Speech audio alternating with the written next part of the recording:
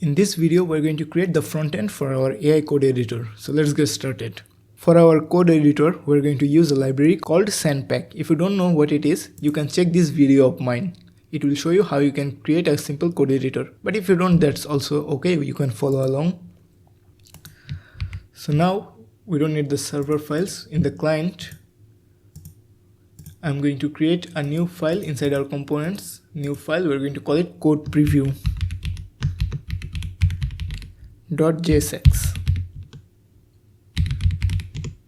And then go to Google and search for sandpack. It is the first link. To use it, we simply have to install it by executing this command. So go to the terminal, we can go to client and then run our code. Let's go to the docs. Here you can see how you can use it. We are going to use the static template. And then we should also get a theme somewhere. So here for the theme, I'm going to choose the aqua blue. And you get the code for how to use it. So first we have to import this. And we actually have to install this theme as well. So copy this and say npm I to install and paste it. And here we can use the sandpack component. So we can say sandpack. And our code preview will actually receive some props. So files, it will receive the files and it will receive some options. And here we can pass them. So we can say options equals to options. And same with files. So files equals to files. And for the template, we'll use static. So static means HTML, CSS, and JavaScript. And for the theme, we're going to use aqua blue. Save. And we can start using it in our app component. So go to app.jsx and import the code preview. So we're going to say import.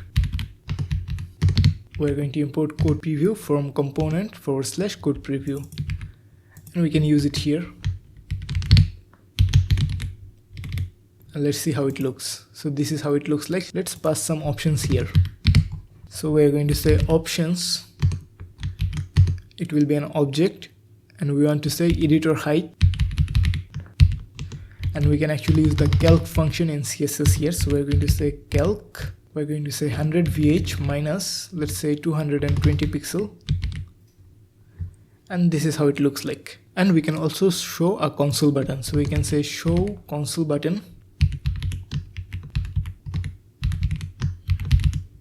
And set it to true. That way we have this button to open our console if needed. And then we would also need some files. So we're going to say files. This will also be an object. So we'll need 3 files. So we're going to need index.html, which will be an object. And here we're going to say code. For now, it will be an empty string. So empty string, and we're going to say active equals to true for now. And then we also need a styles.css. We're going to say code will also be nothing and active can be false. And then we can also create a file called index.js for our JavaScript. And again, code equals to nothing and active equals to false. Save it. Now we actually have 3 empty files. For the codes, we're going to use useState and same for our active tab. So we're going to also import. Okay, we don't need act. I think I imported by accident. Instead, we need useState. And we're going to create some state variables. So we're going to say const. And then we can say HTML code. Set HTML code equal to useState and empty string to initialize it. Same with CSS and JavaScript. And then we can say const active tab and set active tab equal to useState, and by default it will be HTML. So which tab is opened? The HTML, CSS, or JavaScript? We are importing useState twice. We don't need that, just once. Okay. So the active tab basically means which tab is currently open. HTML means HTML, CSS means this one, and JS means the index.js. So here, instead of saying active equals to true, we can say active equals to active tab equals to HTML. Here we can say active tab equals to CSS, and here we can say active tab equals JS. So here if we said JS, the JS would be active by default. It should be handle, so we can just rename it and actually pass it here, handle input. And then in the handle input, we're going to do all the magic. So here we're going to we're first going to reset all our states. So we're going to say set HTML code equals to empty string, empty string, empty string. So if we had anything previously, we are going to set them to empty string. We can also say set active tab to HTML. We are going to set loading to true to show our loader. And then we're going to have to make an API call. So we're going to say const base URL. So base underscore URL, the base URL of our API, which is localhost colon 3000. And then we can say const response equals to await fetch. And then we're going to fetch to base URL / and the route was generate codes. Paste it. And we're using a get route, so we can also say question mark prompt equals to, and we're going to say encode URI component. So for example, the space become %20 in the URL, etc. So encode URI component, the input value, which is our prompt. And after that, we have to read our response. So we're going to say const reader equals to response.body.getReader, and then we can say decoder equal to new text decoder, and the format will be UTF-8. And then we can create a variable. So let output equals to empty string, and then we're actually going to use a while loop. So while true, we're actually using an infinite loop here, so we have to make sure we use a break statement somewhere. And then we can say const done and value equals to await reader dot read. So this will read this incoming stream line by line. And then we're going to say if done, if it is done, in that case we can break. So we don't want our loop to continue running, we're going to say break. When we enter while loop, by that time we have already started getting response. So here we can say set loading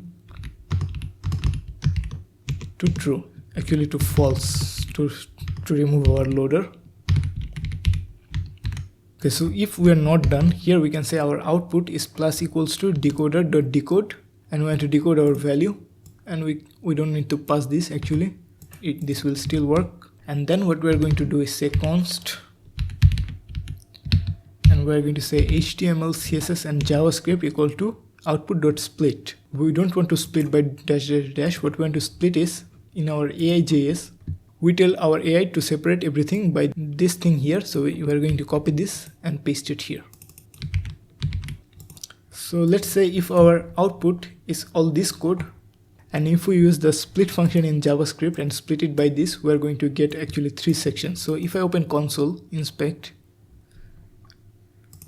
and let's just say something like this, and say split it at the pipe sign, we get an array of 3 elements.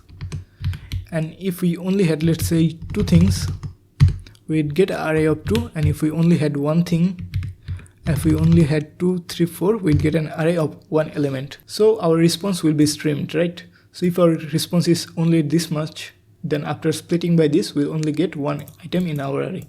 But if our response is this much response has been sent, we split it by this, we'll get 2 items in our array.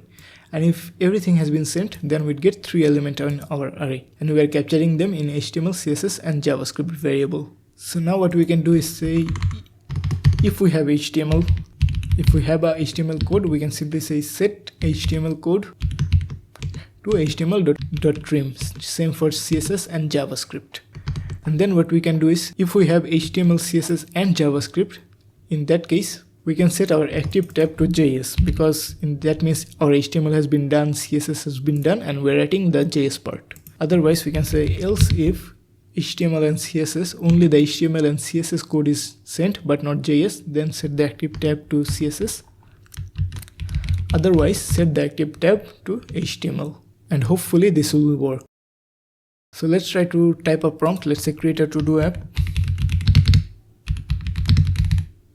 Click on send. We get our loader. And let's just console log here to make sure our code is running. console.log response received starting to read. Refresh, and let's just say simple to do app. Click on send, inspect our console, and it is saying received and starting to read, but we actually don't see anything. So let's also console log something here. So let's try to console log console.log. We can log our output, and again say simple to do app.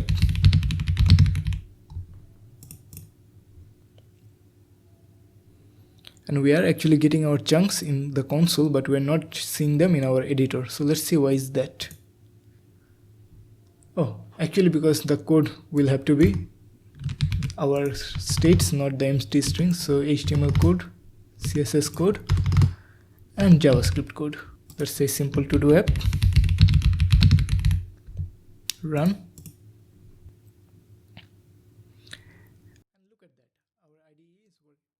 And look at that, our editor is working perfectly.